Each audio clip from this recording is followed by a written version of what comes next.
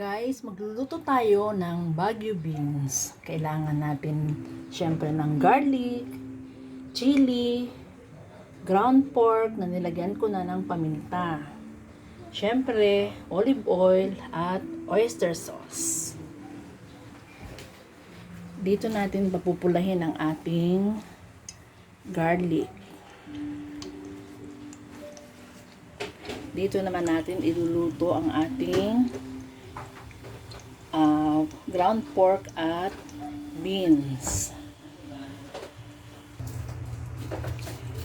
Lagyan natin to ng konting garlic. Ayan.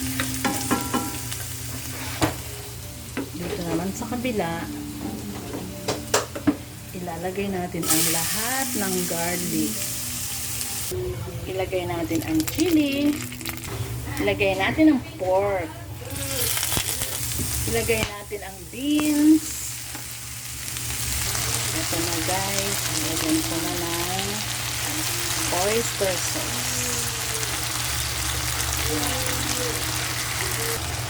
Ito guys, luto ang ating beans na may ground pork and oyster sauce. Lalagay ko na sa plato. And then guys, ilalagay natin ang ating pinalutong na bawang sa ibabaw.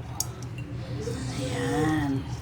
Ito ang aking ibang version ng garlic beans with oyster sauce. O, ayan guys. O, diba? Ang ganda na itsura at ang sarap-sarap niyan. Okay, thank you for watching. Bye! See you next time! O, eto na guys, yung aming food. At saka eto, ayan. Perfect combi yan guys. Inihaw na manok at yung ganitong klase ng luto ng gulay. Okay, bye. See you next time. Thank you for watching.